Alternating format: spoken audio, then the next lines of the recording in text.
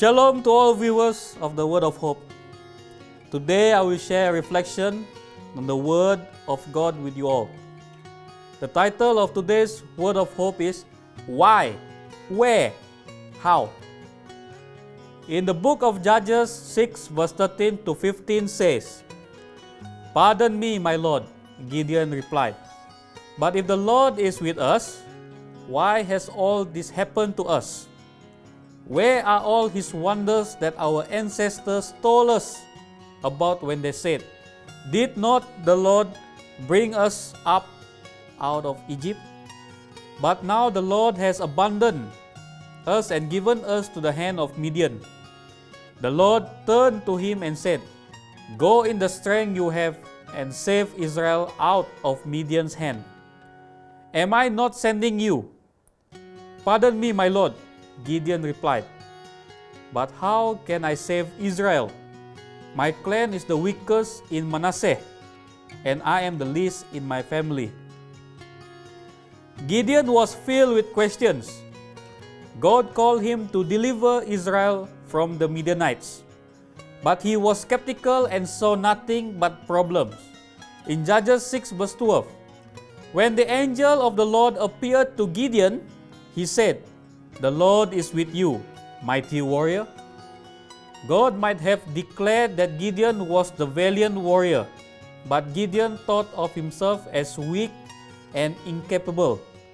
He could not imagine effecting success or victory. Finally, when he stopped arguing, complaining, and asking for signs, and started believing, obeying, and acting in faith, God kept his promise, transforming him into a mighty warrior who delivered Israel from the Midianites. God was demonstrating how he wants all of us to respond to his word. Trust and believe in him regardless of how things appear. Move forward in faith, believing him for the results. Be confident in him even when we know our weaknesses. Never to be discouraged or doubt him, but believe his word. Today, remember that God has a call on you.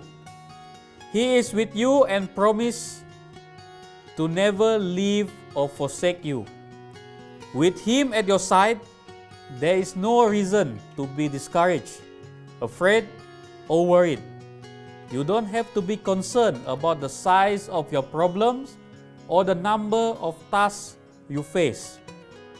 Right now, renew your commitment to obey him. Believe him for favor and success. Allow him to remove your fears. Move forward boldly. Don't give excuses, but confess his word and believe his promises. Trust your life and the outcome to him. Let's pray. Father, thank you for loving us. Help us to fulfill your plan for our life. We commit our time, talent, and treasures unto you. In Jesus' name we pray. Amen.